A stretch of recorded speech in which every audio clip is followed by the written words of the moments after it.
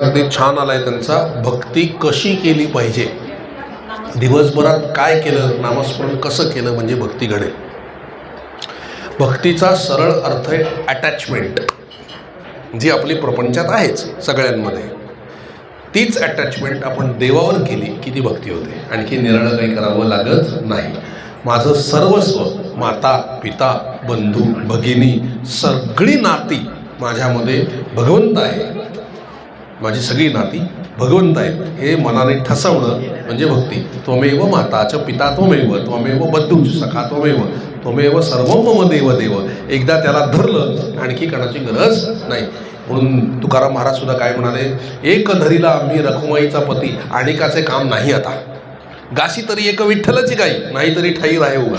हां, एक काहीतरी देव धरावा आणि त्याचं करत बसावं. काय करावं? स्मरण हा परमार्थ आहे, बाकी काही परमार्थ नाही. स्मरण, त्याचं स्मरण अखंड टिकवणे ही भक्ती आहे. आणि ते स्मरण टिकवण्यासाठी अनुसंधान सारखं ठेवायचं आणि त्याच्यासाठी अखंड नाम घ्यायचं, नामस्मरण. आपल्या मनाला जे आवडतं त्या नामस्मरणाने सुरुवात करावी. नंतर त्या नामाने गुरु समोर येतो आणि गुरु भेटला की गुरुनी जे नाम आपल्याला दिलेलं असेल ते अखंड घ्यावं, म्हणजे आपली जबाबदारी संपली. मग देवाची भेट घालून देण्याचं काम कोण करतंय? गुरु करतोय. लक्षात आलं? गुरु हा आत्मसाक्षात्कारी सिद्ध सत्पुरुष असतो, तोच आपला सद्गुरू असतो. गुरु आणि सद्गुरूमध्ये फरक आहे. अनेक कीर्तनकार, प्रवचनकार किंवा ज्यांना आध्यात्मिक माहिती आहे, वाचन आहे ज्यांचं, हे सगळे जे मार्गदर्शन करतात ना, ते गुरु असू शकतात. गुरु हजारो असतात, पण सद्गुरू एकच असतो. सद्गुरूकडून अनुग्रह होणं गरजेचं आहे, दीक्षा घेणं गरजेचं आहे. कारण दीक्षा आणि अनुग्रह म्हणजे ते आपल्या मोक्षाचा संकल्प करतात त्यावेळेला आणि आपल्याला अनुग्रह देतात, मंत्र देतात आणि मग तो मंत्र म्हणायचा असतो. दुसरं त्याचा फायदा सांगतो अनुग्रहाचा. आपली जी 3.5 वेटोळी कुंडलिनी शक्ती आहे ना, 3.5 वेटोळी असलेली आहे ती, आणि तिचं मुख असतं अध म्हणजे खाली. तर ते आपल्या साधनेने आपण आधी ऊर्ध्व करावं लागतं आणि मग हे जे 7 चक्र आपल्यामध्ये ती भिदून आपल्याला ब्रह्मरंध्रातून बाहेर जायला लागतं, तेव्हा मोक्ष मिळतो. ठीक आहे? तर ती अधोमुख असलेली कुंडलिनी शक्ती ऊर्ध्व करायला स्वतःच्या हिमतीने आपण केली तर कमीत कमी 10-12 जन्म लागतात, एवढी साधना करावी लागते. पण ज्या वेळेला गुरु अनुग्रह देतो त्या क्षणाला तो ते मुख वरती करून टाकतो आपला कुंडलिनी शक्तीचं, त्या क्षणाला. आणि मग आपलं काम काय असतं? त्यांनी दिलेल्या नामाने ती शक्ती वरवर चढवायची, एवढंच आपलं काम असतं. म्हणून अनुग्रहाने आपले 10-12 जन्म असेच वाचतात. कळलं? म्हणून अनुग्रह घ्यावा. दुसरं, अनुग्रह का घ्यावा? आई आपल्या लहान मुलाला बाजारात घेऊन जाते. ठीक आहे? मुलाने आईचा हात धरलेला असतो. त्याला खेळणी दिसली की तो इकडे तिकडे धावतो हात सोडून. आई त्याला आवरायला धावते. ॲक्सिडेंट होऊ शकतो ना, वाहनं असतात रस्त्यात. पण अनुग्रह घेणे म्हणजे आईने मुलाचा हात धरल्यासारखा आहे. व त्याला जरी वेगळ्या वस्तू दिसल्या आणि तो धावायला गेला तरी आई पकडून ठेवते, म्हणजे ॲक्सिडेंट होत नाही. म्हणून जीवन जगण्याची कला शिकण्याकरता गुरु असावा आणि कुठे आपल्यामध्ये ॲक्सिडेंट होऊ नये, सरळ मार्गाने भगवंताकडे जावं आणि त्याची प्राप्ती करून घ्यावी म्हणून गुरु असावा. गुरु करणं फार महत्त्वाचं आहे. जया हृदयी गुरुस्मरण भय कैचे तया दारुण, काळ मृत्यू न बाधे जाण, अपमृत्यू काय करील. गुरुचरित्रातलं वाक्य आहे, 14व्या अध्यायातलं. लक्षात आलं? म्हणून गुरु जन्माला आलं की गुरु करावा आणि गुरु सांगेल ते साधन निमूटपणे करावं, म्हणजे आपली जबाबदारी संपली. म्हणून गुरु करून नामस्मरण करावं आणि नामस्मरण कसंही करावं. शेतामध्ये जेव्हा ते बी टाकतात ना, ते काय असं सरळ लावतात का काय? प्रत्येक वेळेला वाटेल तसं टाकतात ते. पण झाड उगवताना, रोपटं उगवताना सरळच उगवतं. तसं उलटं सुलटं वाटेल तसं नाम घ्या, ते काम करणारच, ते ईश्वर प्राप्ती करून देईलच. उफराट्या नामासाठी वाल्मिक तरला उठाउठी, भविष्य बदला शतकोटी चरित्र रघुनाथाचे. तर उलटच नाम घेत होता. मारा मारा मारा मारा मा रामा राम राम राम राम राम. कळलं? असं उलटं नाव घेतलं तरी सुद्धा इतकी उन्नती झाली की रामनाम तर यायलाच लागलं, प्लस त्यांनी भविष्य लिहून ठेवलं. अख्खं रामायण राम त्यानुसार घेऊन वागलेत आणि नंतर वाल्मिकी ऋषींकडे गेलेत वनवासात असताना आणि हात जोडून काय म्हणले, तुम्ही लिहिलंय तसं वागतोय ना. हा नामस्मरणाचा परिणाम आहे. अखंड नाम भगवंत गाठण्याचा सोपा मार्ग आहे. म्हणून नामस्मरण अगदी कसंही घ्यावं आणि त्या नामाला काहीच आड येत नाही. अंघोळी न लगे तोंड धुवावे, अर्थ चाड जीवे. कसंही पैशाची आवड असू दे, अगदी तुम्हाला भरपूर श्रीमंत व्हायचं आहे, पैसे असू देत, काही बिघडत नाही, नाम घ्या. नाम घ्या म्हणजे झालं. कसंही असू देत, आंघोळ केलेली असू देत नसू देत, म्हणजे आंघोळ करायची नाही असं नाही. हां तरी समजा आपली सकाळी आंघोळ नाही झालेली आहे तरी आपण माळ घेऊन जपाला बसू शकतो, नंतर आंघोळ करा, काय अडत नाही आहे. कुठलेही शुद्ध अशुद्ध कसंही असू देत, आपण नाम घ्यायला अडकाठी नाही. कुठल्याही शरीराच्या कुठल्याही परिस्थितीत आपण नामस्मरण करू शकतो. बाकी साधनं स्त्रियांना अडचणीत करता येत नाही, पण अडचणीमध्ये नामस्मरण करता येतं, त्याचा परिणाम होतो, त्याला परवानगी आहे.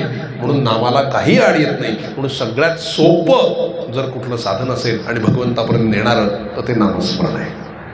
म्हणून येता जाता उठता बसता खाता जेविता सुखी होता नाना उपभोग भोगता नाम विसरू नये. समर्थ म्हणाले अखंड नाम घ्या, अखंड नाम, त्याने भगवंताची प्राप्ती होते. कसंही घ्या, उलटं सुलटं सगळं आपोआप होतं, आपोआप होतं. नाम घेताना लक्ष लावण्याची गरज नाही. आपण म्हणतो मन एकाग्र होत नाही, कुणाचाच होत नाही, ते सिद्धांचं होतं, कळलं. आपण येतं तसं फक्त नामाचा उच्चार, लोक म्हणतात तो नामाचा उच्चार होतो, स्मरण कुठे होतं. आता सांगतो,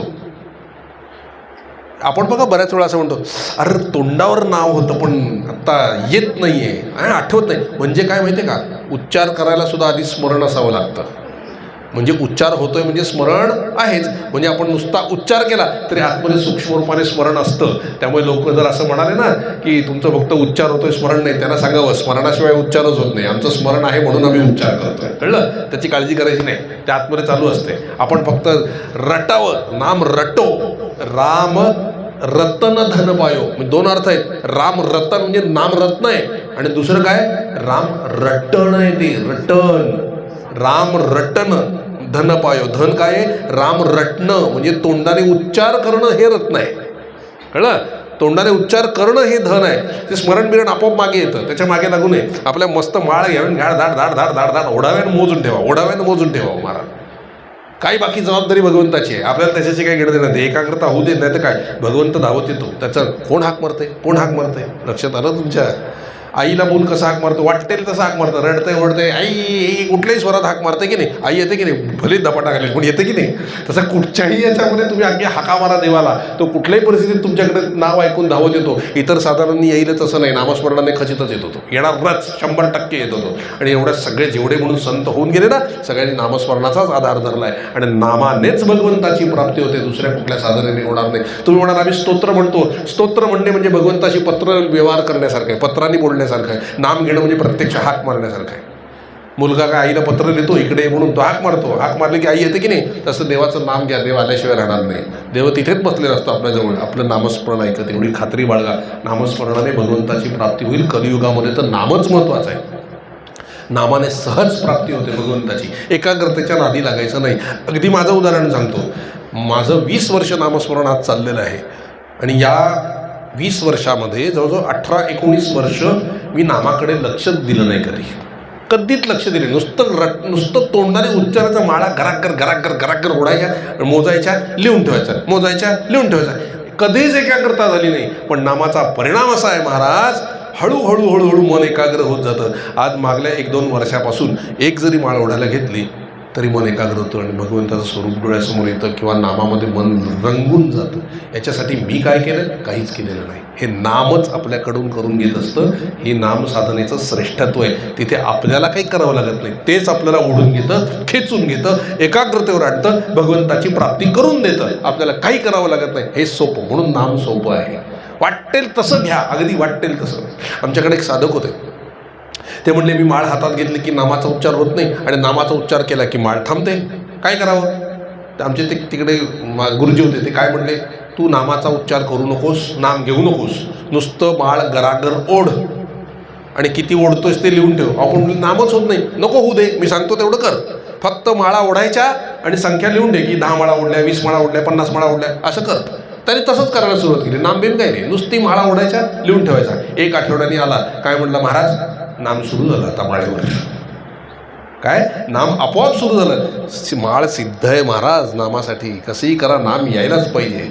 हातात काठी असेल ना तर कुणाला मारावंसं वाटेल, हातात माळ असेल ना तर तुम्ही जपच करणार आहात, आपोआप जप सुरू होईल. ही माळ सिद्ध झाली आहे जपा करता, लक्षात ठेवा.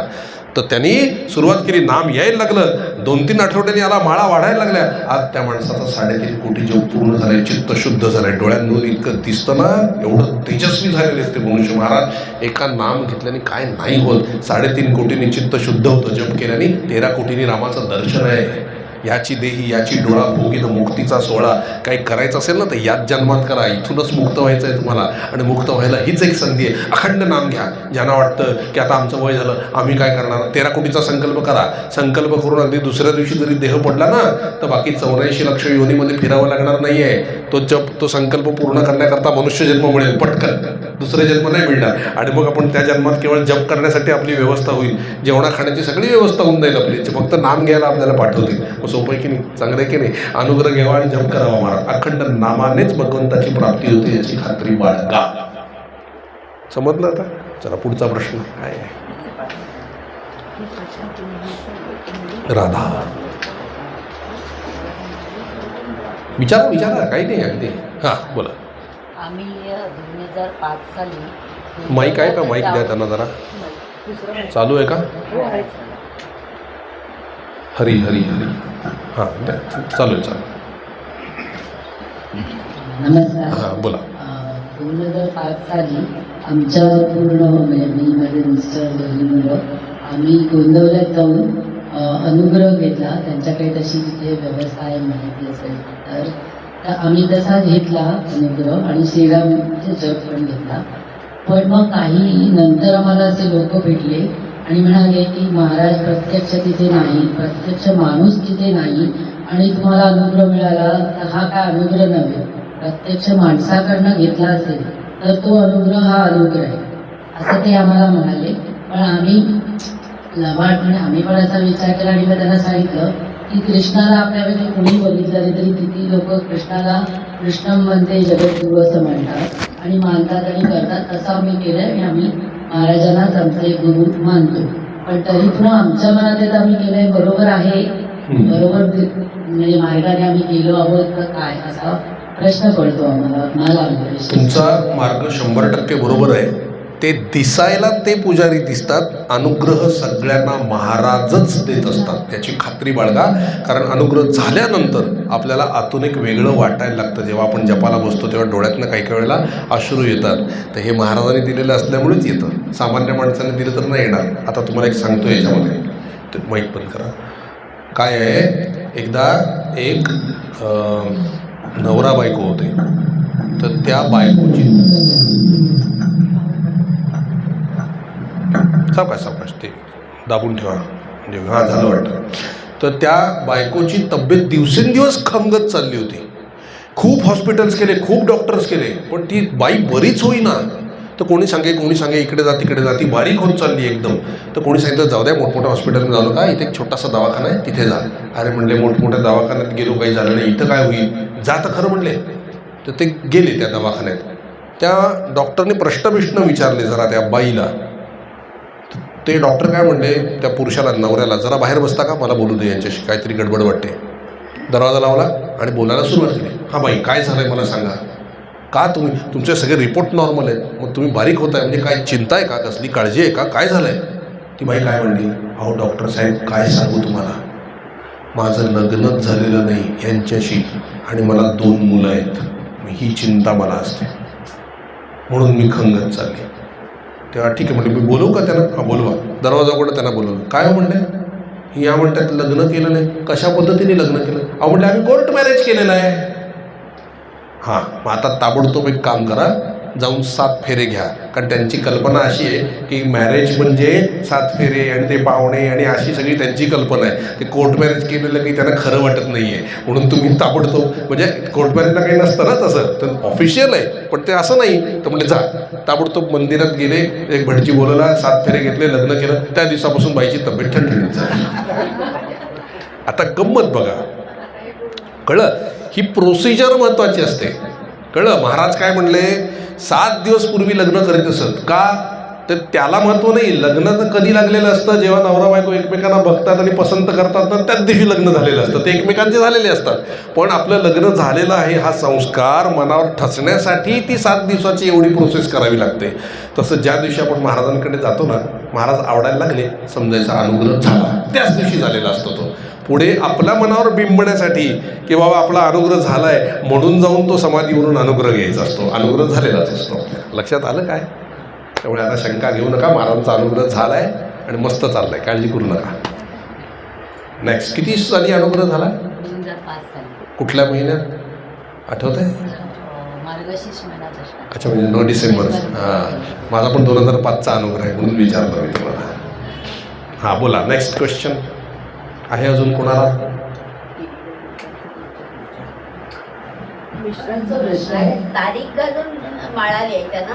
हो. तारीख, हा, आजची तारीख. तुमच्याकडे नोंद कशी ठेवायची माहिती आहे का? आजची तारीख काय आहे? समजा 11 नोव्हेंबर, 11 डिसेंबर 2025 साली किती जप झाला? तर जप कसा मांडायचा बघा. 108 मणी असतात, करायचे पूर्ण, बरोबर. पण मोजताना 100 लिहायचा. म्हणजे लक्ष इकडे तिकडे गेलं असेल तर ते 8 मणी ॲडजस्ट करतात असं. आणि हिशोबाला सोपं जातं आपल्याला. लिहिताना 100 लिहायचे. तारीख घालून हां, 100 म्हणजे 1 माळ. हां, मग 2 माळाला किती लिहिणार? 200. 10 माळाला किती लिहिणार? 1000. 1000 जप झाला. अशा पद्धतीने नोंदणी करावी. तारीख वाईट. हां, तारीख व्हायची ते तुमच्याकडेच ठेवायचं. महिना झाला की मोजायचं ते किती झालंय आणि मग मला कळवायचं. 30 माळा लिहिण्यापेक्षा 3000 जप असं लिहावं, म्हणजे मोजायला सोपं पडतं ते. आणि कसं मग ते गुणाकार कसा करणार? 30 माळा आहेत ना, मग 30 लिहिले की पुढे 2 शून्य जोडायची, म्हणजे 3000 जप असा त्याचा अर्थ. गुणिले 100. लक्षात आलं? हां, आता तुम्ही विचारा. हां, बोला. तुम्ही काय म्हणालात ना, वैखरी. तर एक तर कसं आहे, म्हणजे समजा आपण वैखरीने घेतलं आणि समजा नंतर आपण हळूहळू आपल्या आतमधून म्हणजे यायला लागलं एवढे की मग चालतं की. हो, कशामध्ये म्हणजे चालेल का? चालतं. नाही बघा, आता पहिले सुरुवात ही माळ आहे. आता ही 108 मण्यांची दाखवतो तुम्हाला. मेरू म्हणजे हे बघा, ही माळ आहे. हां, आता ही धरायची या 2 बोटांमध्ये. हां, आणि माळेला हे बोट आणि हे बोट लावायचं असतं. हे बोट लावायचं नाही, कारण हे गुरुचं बोट आहे. ठीक आहे. मग आता ओढायची कशी? हा एक मणी धरला आणि यांनी ओढला, यांनी धरला, यांनी ओढला. श्रीराम जय राम जय जय राम, श्रीराम जय राम जय जय राम, श्रीराम जय राम जय जय राम. असं करत करत करत करत करत करत आपण इथे या टोकाला आलो की हा मेरुमणी आहे. हा ओलांडून पुढं जायचं नाही. इथेच माळ फिरवून घ्यायची आणि परत श्रीराम जय राम जय जय राम, श्रीराम जय राम जय जय राम, श्रीराम जय राम जय जय राम. असं म्हणजे ही एक माळ, ही दुसरी माळ, परत तिसरी माळ, परत चौथी माळ, असा त्याचा जप करायचा आहे.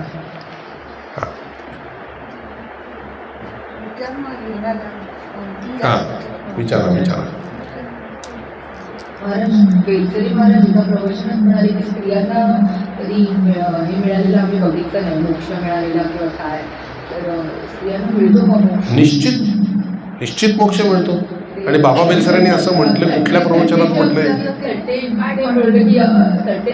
ते बोलले की आम्ही स्त्रियांना मोक्ष कधी बघितला नाही आजपर्यंत. नाही, ते मजेत म्हणाले असतील, असं नाही आहे. स्त्रियांना, हे बंद करा, स्त्रियांना मोक्ष मिळतोच. तुम्हाला कल्पना नाही आहे, भगवंताच्या भक्तीच्या बाबतीत सर्वश्रेष्ठ भक्त जर कोण असतील तर गोपिका आहेत, स्त्रिया आहेत. त्यांच्या एवढं भक्त कोणी झालं नाही. स्त्रियांना भक्ती सोपी आहे, लक्षात घ्या. कारण एवढे वर्ष स्त्री एका घरात राहते आणि दुसऱ्या घरात आल्याबरोबर इतक्या सहजतेने ती सगळ्यांना आपलंसं करून घेते. ते भगवंताच्या बाबतीत जर लावलं ना, तर भगवंताला सुद्धा ती सहज आपलंसं करून घेते. हे स्त्रीमध्ये ताकद आहे. पुरुषाला ते जास्त होत नाही, पण स्त्रियांना जास्त होतं. म्हणून भक्ती स्त्रियांमध्ये जास्ती असते. भक्ती स्वतःच एक स्त्री आहे, लक्षात घ्या, आहे ना. म्हणून स्त्रियांना मोक्ष सहज आहे, अगदी सहज. पण त्या मोक्ष न स्वीकारता मोक्षाच्या पुढे जातात, भक्ती घेतात. जनाबाई आहेत, बहिणाबाई आहेत, मुक्ताई आहेत, किती स्त्री संत होऊन गेलेत आपल्याकडे. मीरा माता आहेत, मेरे तो गिरधर गोपाल दुसरं न कोई. स्त्रियांना पटकन साधते भक्ती. काय काळजी करा, होतंय मोक्ष मिळतंय सगळ्यांना. अजून कुणाला प्रश्न आहेत? श्रीराम जय राम जय जय राम. असंच विचारा, मी सांगतो. माईक नका ऑन करू, मग ते पटकन परत बंद करावं लागतं. हां बोला. प्रश्न आहे, हां. वेगवेगळ्या देवतांचे नामस्मरण मनामध्ये केले, म्हणजे राम म्हटलं, कधी दुसरा कृष्ण म्हटलं कधी, तर त्याची गणना 3.5 कोटीमध्ये होते नाही. त्यांचा प्रश्न असा आहे की रोज जर आपण वेगवेगळ्या देवाचं नामस्मरण घेतलं, म्हणजे कधी राम म्हटलं, कधी कृष्ण म्हटलं, कधी आणखी कुठल्या देवांचं नाव घेतलं, तर मग त्याची गणना 3.5 कोटीत होते का? नाही. एकच काहीतरी घ्यायचं आणि तेच करत राहायचं, तरच त्याची गणना 3.5 कोटीमध्ये होते आणि तरच त्याचा परिणाम होतो. महाराजांनी उदाहरण दिलं आहे, पंढरपूरला जायला 4 मार्ग आहेत. रोज एक मार्ग थोडे थोडे आपण जाऊन आलो. 5 किलोमीटर ह्या मार्गाने आज गेलो, उद्या 5 किलोमीटर ह्या मार्गाने गेलो, परत 5 किलोमीटर ह्या मार्गाने. कधीतरी पंढरपूरला पोहोचू का आपण? नाही ना. एकाच जागी येऊ आणि मग आपण विचार करू, वर्षभर मी चालतोय पंढरपूरला पोहोचलोच नाही, कारण जाऊन परत येतोय मी. एकच मार्ग पकडला आणि चालत राहिलो तर कधीतरी पंढरपूर येईल की नाही.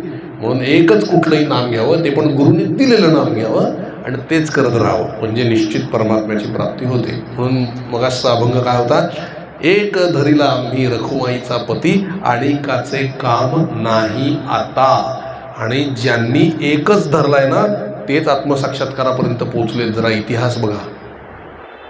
कोणी कुलदेवता, अमकी देवता, मग गणपती, कोणी अमकं, सगळे देव कोणी करत बसलेले नाही आहे. ज्यांनी विठ्ठल धरला त्यांनी विठ्ठलच धरलाय, ते पोचले. ज्यांनी राम धरलाय त्यांनी रामच धरलाय, ते पोचले. ज्यांनी शिव धरलाय त्यांनी शिवच धरलाय, ते पोचले. ज्यांनी गणपती धरलाय त्यांनी गणपतीच धरलाय शेवटपर्यंत, ते पोचले. कुठली एक देवतेची उपासना अखंड करा. खूप वेळा आपण देवळात जातो. आज गणपतीचा गणपती बाप्पा चांगलं कर, काय सगळ्यांचं बरं कर. उद्या आपण स्वामींच्या मठात स्वामींना पण सांगतो. तिसऱ्या वेळी दत्त, असं चालतं का? हा, आता सांगतो त्यांनी काय होतं. काय झालं, एक मनुष्य आजारी पडला आणि तो प्रत्येक देवतेला बोलवत होता, अरे गणपती बाप्पा मला बरं कर रे बाबा. दुसऱ्या दिवशी कृष्णाला म्हणायचा, अरे बरं कर रे बाबा. तिसऱ्या दिवशी आणि कोणाला सांगायचं, चौथ्या दिवशी आणि कोणाला सांगायचा. मेला तो, कोणी झालं नाही. मग असं काय झालं, तर कारण असं म्हणतात, त्या गणपती बाप्पाला वाटलं याने रामाला पण बोलवलंय, राम बरा करील. रामाला वाटलं याने कृष्णाला पण हाक मारले, कृष्ण बरा करील. कृष्णाला वाटलं याने याला बोलवलंय, तो बरा करील. आणि त्याला वाटलं हा गणपतीला, हा आधी सुरुवातीला गणपतीला हाक मारले, गणपती बरा करील. एकमेकांना बरं करतील म्हणून कोणीच केलं नाही. म्हणून एकाला सांगितलं की तो धावत येतो, कारण तो निघायच्या तुम्ही दुसऱ्याला हाक मारता. मग याला वाटतं तो करेल, आपण बसूयात. ही मस्करी झाली, हे खरं नाही. चित्तावर एकच इम्प्रेशन असावं लागतं, तर काम लवकर होतं. सगळ्या देवता तुमच्या मदतीला येतील, पण एक काहीतरी धरलं पाहिजे ना. सारखं तुम्ही प्रत्येक देवतेला सांगत बसलात तर सगळे येतील, पण जबाबदारी कोण घेणार? डॉक्टरकडे सुद्धा बघा तुम्ही, आपण 1000 डॉक्टरकडे गेलो ना, यांनी ह्या औषधी, त्यांनी त्या औषधी, त्यांनी त्या औषधी, बरे व्हाल का? एकाच डॉक्टरची पहिली समजा औषधं चुकली तर तो दुसरा प्रयोग करेल, दुसरी औषधी दुसऱ्यांदा चुकेल, पण तिसऱ्यांदा प्रयोग केले यशस्वी होतो, ठणठणीत होतो की नाही पेशंट. एकच पकडतोय की नाही आपण. लक्षात आलं. मुलांना समजा तुम्ही वेगवेगळ्या शाळेत घातलं, पहिली 2 वर्ष या शाळेत, पण पुढची 2 वर्ष त्या शाळेत, पुढची 2, काय शिकेल तो? एकाच शाळेत शिकला तर संस्कार होतील ना त्याच्यावरती, इतर संस्कार पण, अभ्यास पण होईल, इतर संस्कार पण होतील ना. आता ते मुलीला बघायला येतात बघा, हा स्थळं येतात की नाही मुलीला बघायला. एक मुलगा बघून जातो, दुसरा मुलगा बघून जातो, तिसरा मुलगा बघून जातो, चौथा बघून जातो, आणि मग 5वा येतो, तो पसंत पडतो. मग त्याच्याबरोबर लग्न होतं, बरोबर. मग लग्न झाल्यानंतर ती काय म्हणते, अहो जो पहिला मला बघायला आला होता ना, जरा त्याच्याबरोबर फिरून येते मी, चालेल का? दुसरा आला होता त्याच्याबरोबर फिरून येते, चालेल का? नाही ना. तो काय म्हणतो, अगं ते आले होते ना, आता तुझं लग्न माझ्याशी झालंय ना, आता माझ्याबरोबरच फिरायचं. हे जसं आहे तसं एक गुरु केला की गुरुने जे दाम दिलेलं असेल तेच करत राहायचं, आपली आवड बाजूला ठेवायची. कळलं? नाही तर ती व्यभिचारी भक्ती होते. अव्यभिचारी भक्ती करायची असेल तर गुरुने जे नाम आपल्याला दिलेलं आहे तेच नाम घ्यावं, त्याच देवाची भक्ती करावी, तेच करावं. मग आता पुढचा प्रश्न असा येतो की समजा मी स्वामींचा भक्त आहे आणि मी जर गणपतीच्या देवळात गेलो तर काय होतं? गणपतीच्या देवळात जावं, पण गणपतीला काय म्हणावं, स्वामी तुम्हीच गणपती रूपाने इथे बसलेले आहात, स्वामी तुम्हीच शंकर रूपाने इथे बसलेले आहात. सगळ्यांमध्ये स्वामींनाच पाहावं आपण. आपलं जे आराध्य दैवत आहे ना तेच. भाऊसाहेब केतकर होते ना महाराजांचे शिष्य, त्यांना बाबा बेलसरे ती म्हातारे झालेले असताना फिरायला घेऊन जायचे प्रत्येक देवळात. तर ते गणपतीला बघून महाराज म्हणायचे, शंकराला बघून महाराज म्हणायचे, मारुतीला बघून महाराज म्हणायचे. तेव्हा बाबा बेलसरेने विचारलं, अहो तुम्ही शंकराला पण महाराज म्हणताय, गणपतीला महाराज म्हणताय, मारुतीलाही महाराज म्हणताय, ते काय म्हणते केशवराव, हे लोकांसाठी गणपती शंकर आणि मारुती आहेत, आपल्यासाठी प्रत्येक ठिकाणी महाराजच असले पाहिजेत. लक्षात आलं? एको अहम द्वितीयो नास्ति न भूतो न भविष्यती अहम ब्रह्मास्मी. एकच धरायचं, एक धरला आम्ही रखुमाईचा पती, आणिकाचे काम नाही. आता मग श्रद्धा निष्ठा उत्पन्न होते आणि भक्ती मार्ग सोपा होतो. म्हणून एकाला धरा कोणालाही, आणि कळत नसेल कोणाला धरावं, गुरुला शरण जावं आणि गुरुलाच धरावं, आणि तो सांगेल तेवढं करत राहावं. मग बाकीचं पुढचं आपोआप निर्माण होतं. आलं लक्षात? एकच धरा. ज्यांनी ज्यांनी एक धरला त्यांची भक्ती सफल झालेली. हां विचारा. कृष्णाचा जप करायचा तर कोणता जप? कृष्णाचा जप करायचा तर कोणता करायचा? कुठचाही जप तुम्ही करू शकता. कृष्णाचे असतात, ओम नमो भगवते वासुदेवाय म्हणू शकता, किंवा जय श्री कृष्णाय नमः हा म्हणू शकता, किंवा तुमचं कृष्ण कृष्ण जय, कृष्ण कृष्ण जय असं म्हणू शकता, किंवा राधाकृष्ण राधाकृष्ण असं म्हणू शकता, हरे राम हरे कृष्ण हे म्हणू शकता, हरे कृष्ण हरे राम राम राम हरे हरे, हरे कृष्ण कृष्ण कृष्ण हरे हरे. तो राम आणि कृष्ण दोन्ही आलेले आहेत. तो महामंत्र आहे, तो उलटा म्हणायचा असतो. हरे कृष्ण कृष्ण कृष्ण हरे हरे, हरे राम राम राम हरे हरे. उलटा अशा करता म्हणतात कारण तो वेदमंत्र आहे. सगळ्यांना वेद म्हणायचे अधिकार नसतात, पण मंत्र म्हणायचा अधिकार असतो, म्हणून तो प्रभुपादांनी उलटा करून ठेवला आहे. हरे कृष्ण कृष्ण कृष्ण हरे हरे, हरे राम राम राम हरे हरे, म्हणजे दोष लागत नाही. म्हणून आपल्या मनाला आवडतं ते नाम घ्यावं. पुढे गुरु मिळाला की गुरु सांगेल ते नाम घ्यावं. श्रीकृष्णाची अनंत नावं आहेत, कुठलं आवडतं ते घ्या. अगदी मीरा माता श्रीकृष्णाची केवढी मोठी भक्त होती, पण त्यांना कुठलं नाम मिळालं होतं माहिती आहे? श्रीराम. श्रीराम जय राम जय जय राम हे मग नाम मिळालं होतं.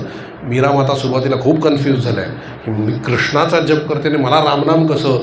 तेव्हा त्यांच्या गुरुनी सांगितलं, अगं कृष्णाचाच जप दिलाय तुला. म्हणजे कसं? श्री राधा मधुसूदन श्रीराम. कळलं? त्यामुळे सगळी नावं ही कोणाची आहेत? त्या कृष्णाचीच आहेत. श्री राधा मधुसूदन श्रीराम जय जय राम असं आहे. प्रत्येक नाम हे त्या हरीचंच आहे. कुठलंही नाम तुम्हाला आवडतं ते घ्या, आणि सगळ्यात बेस्ट जे गुरुनी नाम दिलेलं असेल ते घ्यावं. याचं कारण काय मी सांगतो तुम्हाला. आता बघा, मुंबईमध्ये येऊन आपली प्रॉपर्टी उभी करणारी मंडळी, कष्ट करणारी मंडळी आहेत की गावावरनं येतात, सुरुवातीला फुटपाथवर झोपतात, नोकरी मिळवतात, कष्ट करतात, फ्लॅट वगैरे घेतात, पैसे जमवून लग्न करतात, आणि मग त्यांच्या पोटी मुलगा जन्माला येतो. बरोबर? ते सगळी व्यवस्था त्याची करतात की मला जे मिळालं नाही ते मी माझ्या मुलासाठी करेन, असा त्यांचा साधारणपणे हेतू असतो. तो मुलगा तरुण झाला, शिकला की काय म्हणतो, बाबा मी पण तुमच्यासारखी सुरुवात करणार, मी पण फुटपाथवर झोपणार, आणि मी पण पहिल्यापासून सुरुवात करणार. मग बाप काय म्हणतो, वेडा आहेस का तू? मी करून ठेवलं आहे ना सगळं, तू इथून पुढचं वाढवताना यायला तरी चालेल, एवढं टिकावं म्हणजे झालं, पण तुला ते तिकडे झोपायची गरज नाही आहे फुटपाथवर, इथून पुढे चालू कर. मग तो समजा काही पैसा ठराविक असेल तर त्याच्या पुढचा पैसा तो मिळवणार ना. सोपं जातं ना त्याला, त्याला नाही करावं लागत पहिल्यापासून. तसं आपल्या मर्जीने आपण केलं तर आपल्याला पहिल्यापासून करावं लागतं, तो मंत्र सिद्ध करावा लागतो. कळलं? पण जर गुरुकडून मंत्र घेतला ना तर तो परंपरेतनं आलेला असतो, मग जास्त आपल्याला करावं लागत नाही. त्यांना जे अनुभव आलेत ना ते त्यांच्याकडून मंत्र घेऊन थोडंसं करायला लागलं तरी आपल्याला अनुभव येतात. म्हणून गुरुकडून मंत्र घ्यावा, तो ऑलरेडी सिद्ध मंत्र असतो. असं गुरुमुखातून करावी ओळखण म्हणतात ना, गुरुमुखातून मंत्र घ्यावा. अजून तुम्ही आधी वारकरीपर्यंतचं दुसरं रामकृष्ण असं काहीतरी नाव आणि मग महाराजांचा अनुग्रह झाल्यावर तुम्ही श्रीराम येस तो किस्सा. मी मूळचा वारकरी आहे महाराजांसारखाच. मला सुरुवातीला जय राम कृष्ण हरी हा माझा मंत्र होता, आणि तोच मी म्हणत होतो, जय राम कृष्ण हरी जय राम कृष्ण हरी असा. त्यातून नंतर महाराज मला दिसायला लागले, प्रगट झाले महाराज, आणि त्यांच्याशी संभाषण सुरू झालं. मला माहिती नव्हतं हे कोण आहेत. कालांतराने कळलं की हे महाराज आहेत. मला वाटलं तुम्हीच माझे गुरु आहात असं मी त्यांना म्हटलं. ते म्हटले होय मीच तुझा गुरु आहे. म्हटले आता समाधीवरून अनुग्रह घे. मग त्यांनी मला समाधीवरून अनुग्रह दिला. थोडक्यात सांगतोय मी, डिटेल गोष्ट नाही सांगत आहे.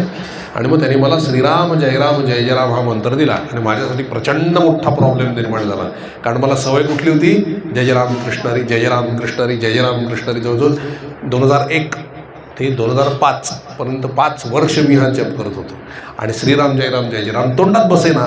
मी महाराजांना म्हटलं माझ्या तोंडात जप बसत नाही. असू देत म्हणले तोच करायचा. अहो म्हटलं मला ते जय जय रामकृष्ण रे आवडतं. नाही म्हणले श्रीराम जय राम जय जय रामच करायचा. या भांडणातच माझे वेळ गेले महाराजांशी. आणि मी आपला जय जय रामकृष्ण हरीच करत होतो. पण महाराज सगळ्यांचे बाप आहेत. एक दिवस काय झालं, असं चालू होता जप, जय जय रामकृष्ण हरी जय जय रामकृष्ण हरी. आणि हृदयातून सुरू झाला श्रीराम जय राम जय जय राम श्रीराम जय राम जय जय राम. आता बोलता येत नव्हतं, तोंडात ते शब्द यायला लागले.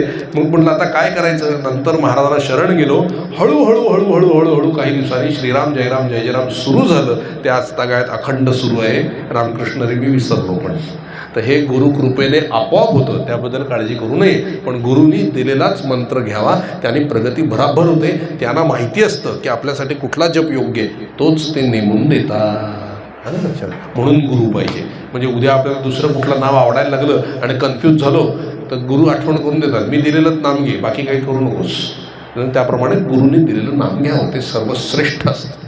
त्यात भगवंत घातलेला असतं गुरुनी, म्हणून ते नाम घेतलं की भगवंताची प्राप्ती होते. अजून संकल्प पण घ्यायचा आहे. हां, तुम्हाला द्यायचा आहे ना 3.5 कोटीचा संकल्प. ठीक आहे, देतो आता. श्रीराम जय रामचं गोंदवलेलं गाणं. हां, आता श्रीरामाचं हे म्हणजे ब्रह्मचैतन्यांचा जर हे घ्यायचा असेल अनुग्रह. तर गोंदवलेला जाऊन हो, गोंदवलेला जायचं. गोंदवलेला जायचं. करता हरकत नाही, करा किंवा स्वामी अक्कलकोटला जायचं. अक्कलकोटला तुम्हाला जायला लागेल. तिथे अनुग्रहाची पद्धत नाही आहे, पण तिकडे स्वामींच्या जवळ बसून म्हणायचं, चिठ्ठी लिहायची, श्री स्वामी समर्थ अशी चिठ्ठी लिहायची आपण, आणि ती स्वामींच्या पुढे ठेवायची. आणि स्वामींना सांगायचं, तुम्ही माझे सद्गुरू आहात आणि तुम्ही हा मंत्र मला देताय, ही भावना मी दृढ धारण करणार आणि आजपासून हे नाम घेणार. नमस्कार करायचं, चिठ्ठी घ्यायची आणि सुरू करायचं. स्वामी अनुग्रह ॲटोमॅटिक देतात, हे तुम्हाला कळेलच. कळलं. कुठच्याही देवतेचं करा, पण नाम घ्या, अखंड नाम घ्या. एवढं तुम्ही त्या देवतेला प्रिय व्हाल, सांगायची सोय नाही. मस्त बघा कसे लाड होतात मग. आणि अनुसंधान ठेवा, आठवण ठेवा भगवंताची. जाता येता उठता बसता प्रत्येक स्मरण एवढं स्मरण करा. प्रत्येक गोष्टीत त्यांचं बोलावं. त्यांच्याशी आपण आपल्या घरातल्यांशी बोलतो ना, तसं त्यांच्याशी बोलावं. एक दिवस असा येईल ना, ते तुमच्याशी संभाषण करतील. आणि होतं संभाषण. असे गाईड करतात ना, की असं गाईड कोणी करत नाही आपल्याला. आणि त्यांनी सांगितल्याप्रमाणे केलं ना की झालं आपलं काम. बरोबर सगळी कामं होतात. अनुभवाने सांगतोय. प्रॅक्टिस करा, बोलायला लागा देवाशी. आत्ता घरी जाऊन पहिलं सांगावं आपल्या देवाला, भागवत ऐकून आलो, छान झालं, अशी अशी कथा होती. भगवंताला ऐकवा, बोलायला सुरुवात करा. मग आज कोणती भाजी करायची, काय आवडते तुम्हाला, पहिल्यांदी सांगणार नाहीत. पण ही प्रॅक्टिस कंटिन्यू राहिली की त्यांना काय हवं आहे हे तुम्हाला बरोबर सांगतील. ते आतूनच येतं आणि ते प्रसन्न होतात. मग लक्षात ठेवा, त्यांचे हावभाव पण बदलतील.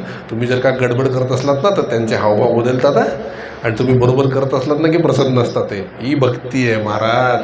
अखंड नाम घ्या आणि त्यांच्याशी बोला. The practice of presence of God, भगवंताच्या अस्तित्वाचा अभ्यास. इतकं बोला, इतकं.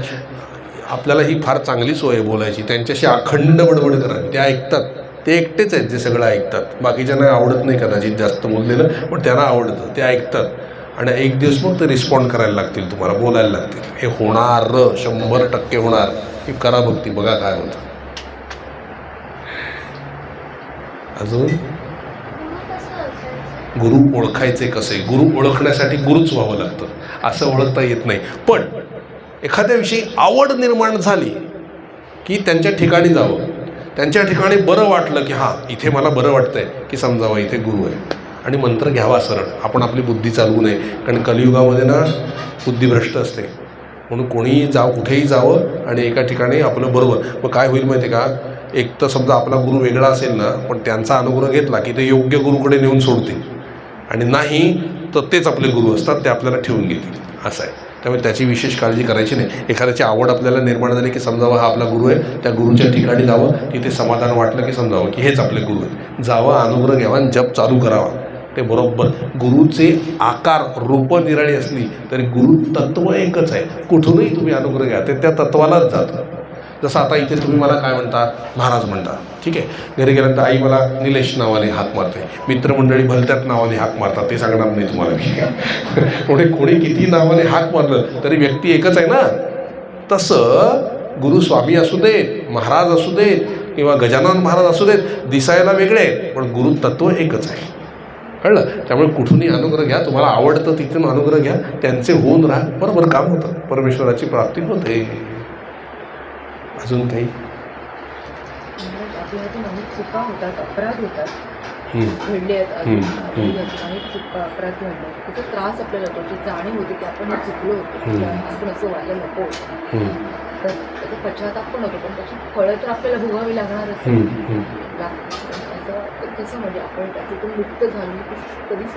त्यांचा प्रश्न असा आहे की आपल्याकडून अखंड चुका होत असतात, त्याचा पश्चातापही आपल्याला होतो आणि केलेल्या कर्माची फळं पण आपल्याला भोगावी लागतात. मग आपली त्यातनं सुटका झाली आहे किंवा ते आपलं आता झालेलं आहे भोगून, हे कसं समजतं, असा त्यांचा प्रश्न आहे. तो विचारच करू नये. कळलं का? म्हणजे मुलं लहान असतात की नाही, तेही चुकतात, हजारो वेळा चुकतात, आपलं ऐकत सुद्धा नाहीत ते, पण ते ह्या विचारात असतात का की आईवडिलांना काय वाटेल, आता आईवडील काय, आपण पश्चाताप झाला आहे पण आपली चूक सुधारणार कशी, काय करणार, हे विचार करतात का? ते पश्चाताप आलं तर गपचूप बसतील, पण आईवडिलांना काही बोलणार नाही, कारण त्यांना ही गॅरंटी आहे माझे आईवडील आहेत, ते मला कधी सोडणार नाहीत आणि माझ्या चुका दुरुस्त करण्याची ताकद माझ्या आईवडिलांमध्ये आहे. बस, आपल्या हजारो चुका होऊ दे, दुरुस्त करण्याची ताकद माझ्या सद्गुरूची आहे, तो मला कधी सोडणार नाही. त्यामुळे चिंता करू नये. जावं म्हणावं चुकलं असेल तर क्षमा कर. तुम्ही क्षमा मागायच्या आधी त्यांनी क्षमा केलेली असते आणि ते आपल्यासाठी झुरत असतात, कळलं, लाड करत असतात. एकदा एक मनुष्य, तो चांगला जप करत होता अगदी पहिली 10 वर्ष, नंतर चुकून तो एका वेश्येच्या नादी लागला आणि तो तिच्याबरोबरच राहू लागला आणि नंतर काही वर्षांनी त्याच्या लक्षात आलं की अरे आपण केवढं पाप केलं आहे. म्हणून तो महाराजांना भेटायला आला. लोक सगळे छीथू करत होते, शिव्या देत होते त्याला, कोणी त्याला जवळ उभं करीणार. अशात तो महाराजांकडे आला. त्याला वाटलं आता महाराज काय म्हणतील. महाराज एकाच्या घरात बसले होते, तो गेटवर आला आणि गेटवर त्याने सांगितलं की महाराजांना निरोप दे की अमका अमका माणूस आलाय. आतमध्ये वर्दी गेली की अमका अमका माणूस आलाय. महाराजांकडून निरोप आला. पहिला त्याला आत बोलवा. तो आतमध्ये गेला, त्याला भीती वाटू लागली आणि त्याला खूप गिल्ट वाटत होतं, खूप त्याला असं त्रास होत होता. तो महाराजांना बोलणार तेवढ्यात महाराज काय म्हणले, थांब जरा, आधी मी बोलतो. तो हात जोडून उभा राहिला. महाराज काय म्हटले माहिती आहे का, अख्ख्या जगाने जरी तुला सोडलं तरी मी तुला सोडणार नाही, तू माझा आहेस, तुझ्या सर्व चुकांची जबाबदारी माझी आहे, तू काळजी करू नकोस, मी तुझा आहे. याला म्हणावं सद्गुरू. महाराज घेतात ना भार आपला आणि मग कसं सुधारायचं, काय सुधारायचं ते बरोबर महाराज आपल्याला गाईड करतात. काळजी करू नये. म्हणून महाराज काय म्हणले, हा सगळा विचार करायचा तुम्हाला काही गरजच नाही आहे, तुम्ही फक्त नाम घ्या, बाकी सगळं मी करतो. अगदी त्यांच्या जीवावर जगावं बघा, नाही का. लहान मूल कसं निष्पाप असतं ना, तसं महाराज आपल्याला निष्पापच करतात. आपण आपल्या याची जबाबदारी आपण घेऊ नये सगळी त्यांच्यावर. महाराज काय म्हणले, एवढ्या लांबून मला भेटायला येता, कशाला एवढ्या जबाबदारीचे ओझे घेऊन फिरताय डोक्यावरती, इथे येता तसं माझ्या पायावर ठेवून जा, मी करायला समर्थ आहे सगळं, तुम्ही आपली शांत मजेत राहा, आनंदात राहा. हे महाराज येतात, नाही का. काही काळजी करायची नाही, सगळं महाराज करतील आपलं, बरोबर. अजून तुमचे काही अनुभव सांगा. अनुभव तर चिकार आहे. चिकार म्हणजे आता 2005 साली अनुग्रह झाला आहे, ते आता किती आहे 2025.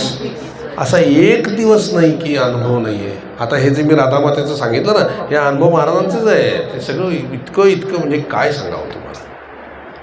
एक दिवस नाही की अनुभव नाही, अगदी रोजचा. आता मला सांगा, आता बरेच वर्ष झाले मला ट्रेनचा प्रवास नाही आहे. आता इथं यायचं म्हणजे मला पहिलं संकट पडलं होतं की एक तर ऑफिस टायमिंगमध्ये लोकलनी जायचं.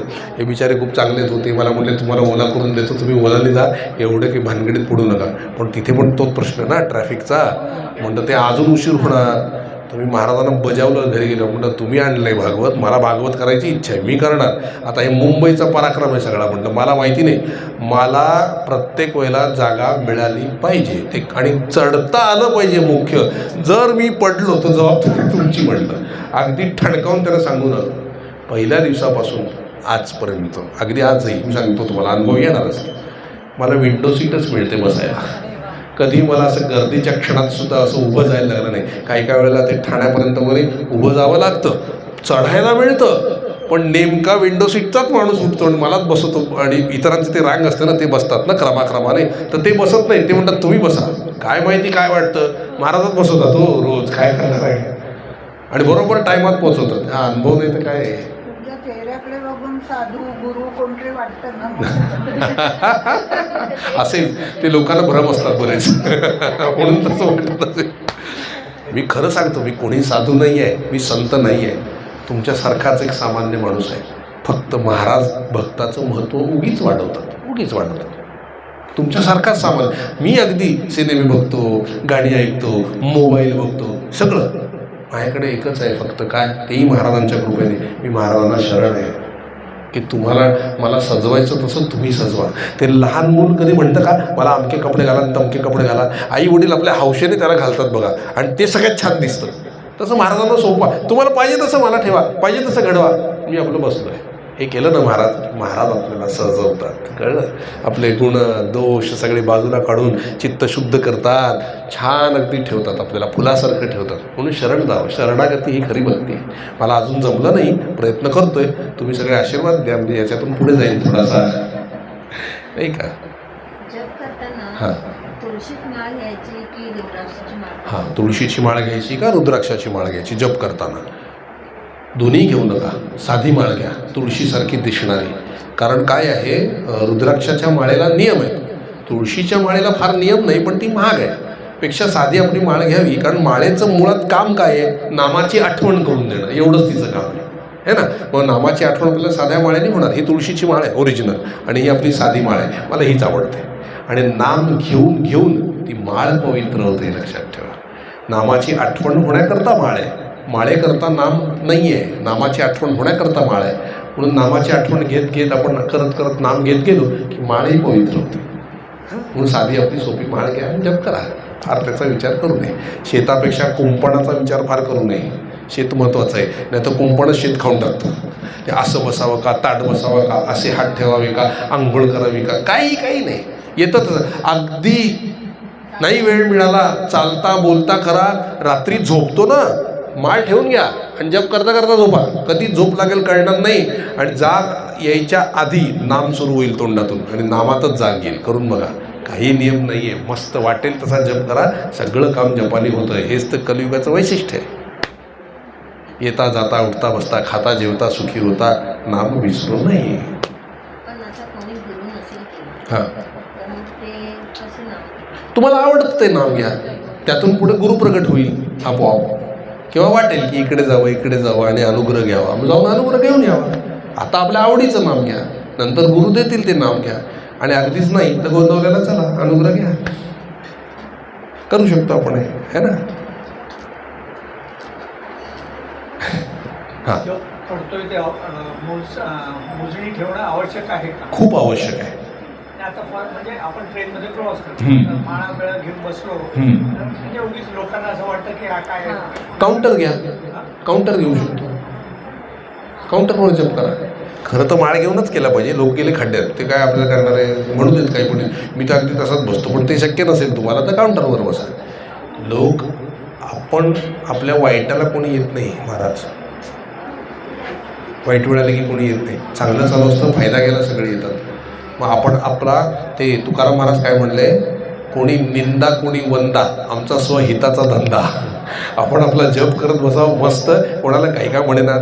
पण समजा सुरुवातीला तसं नसेल वाटत तर आपलं काउंटर घ्यावं छोटं बोटामधलं, आणि त्या काउंटरवर जप करावा. काही वेळा माळा पिशवीत ठेवून हां हां हां ते ॲडवायझेबल आहे का? हां, आहे ना. पिशवी म्हणजे कोणाला दिसणार नाही, ते एवढंच आहे. पण ते कोणाला दिसू नये म्हणू नये, बाकी त्याचं काही विशेष महत्त्व नाही आहे. ते तुम्ही असं उघडं ठेवून केलं तरी चालतंय, काही बिघडत नाही. खूप वेळा मनाची संधीचे लक्ष, हां, मनात काय हां, ना काहीतरी हां, असतं. हां. मग तेव्हा संधीसाठी काय? नाम वैखरीने नाम. 10 मिनटं तुम्ही श्रीराम जय राम जय जय राम, श्रीराम जय राम जय जय राम केलं की 10व्या मिनिटाला मन स्थिर झालंच पाहिजे. करून बघा, असं आहे. किती मन चलबिचल असू द्या, शांती मिळवण्याचा पहिला उपाय नाम आहे, नाम. असं आहे. पोटांवर करून चालत नाही. चालतं, पण ते लक्ष ठेवायला लागेल. बसून रात्रीच्याला बसलो आहे हां, तसं हो चाललंय. माळ घेतली तरी हरकत नाही, माळ घेऊन बसा. ते काय माळ अशी कुठेही काही झालं तर चालतंय, काय नाही. हे असं पण चालतंय. काय होतंय त्याला, नामाची आठवण करण्याकरता ते आहे. नामाची आठवण करण्याकरता आहे. फार जर वाटलं तर नमस्कार करा, परत चालू करा. माळेपेक्षा नामाला महत्त्व जास्ती आहे. नामाची सवय लागण्यासाठी माळ आहे. कळलं? याचा अर्थ ते फेकून द्यायची प्रत्येक वेळा असं नाही आहे. एक उदाहरण दाखवलं तुम्हाला. ती पूज्य आहे म्हणून नमस्कार करून आपण पडली इकडे तिकडे राहिली काही हरकत नाही आहे. नाम महत्त्वाचं आहे म्हणून म्हटलं हे कुंपण आहे, नाम शेत आहे, याला महत्त्व असावं पण अवाजवी नसावं. त्या शेता एवढं नसावं. नामा इतकं महत्त्व कोणालाच नाही आहे. नामासाठी माळ आहे. त्यामुळे झोपताना अशी ती अंगावर राहिली, कुठेतरी अंग चुरगळली, सकाळी कुठेतरी कॉर्नरला सापडली चालतंय, पण नाम घेत झोपणं महत्त्वाचं आहे. हे महत्त्वाचं आहे. म्हणजे जाग पण नामातच येते. रात्रभर चालतं बरं का. तुम्ही करून बघा हा प्रयोग. अगदी रात्री 2-2:30ला जाग आली ना तरी नाम चालू असतं, तुमच्या लक्षात येईल. आणि एवढा आनंद असतो महाराज काय सांगावं. बोला आणखी काही प्रश्न? फॉरवर्ड ॲक्शन का बॅकवर्ड ॲक्शन असं? नाही आपण पुढे असं श्रीराम जय राम जय जय राम, श्रीराम जय राम जय जय राम, श्रीराम जय राम जय जय राम आपल्याकडे ओढावं, आपल्याकडे ओढावं. ते मागे घ्यायचं. ते इतर धर्मियांमध्ये पुढे ढकलतात, आपल्या धर्मामध्ये मागे घ्यायचं. आपल्या धर्माप्रमाणे मागे, आपल्या आत. म्हणजे पदार्थ आपण कसा आत घालतो तसं म्हणी आपल्याकडे आत घालावं. मला एक विचारायचं होतं, रामनामस्मरण चालू करतो आपण जेव्हा, तर गोंदवलेकर महाराजांना डोळ्यासमोर ठेवून करायचा का रामाची मूर्ती? हा कॉमन प्रश्न आहे की नाम घेताना महाराजांना समोर आणायचं की रामाची मूर्ती. दोघांपैकी काहीच आणायचं नाही. नाम घेताना तोंडाने म्हणावं, कानाने ऐकावं, रूप आपोआप प्रगट होईल पुढे. आता 15-20 वर्षानंतर महाराज डोळ्यासमोर यायला लागले. फक्त नाम घ्या, आपोआप येतात. ते आपोआप येतात. प्रयत्न करून जर तुम्ही केलं तर चांगलंच आहे, पण त्याची गरज नाही. तोंडाने नाम घ्यावं, महाराज म्हणजे मुखाने नाम घ्यावं आणि आपल्या कानाने ते ऐकावं, म्हणजे एकाग्रता व्हायला मदत होते. त्या पद्धतीने करा, रूप आपोआप येतं समोर. नाम घेतल्यानंतर कालांतराने महाराज आठवायलाच लागतात आणि ऑटोमॅटिक समोर येतात. इतके समोर येतात की जा तुम्ही म्हटलं तर जात नाही, थांबतात समोर.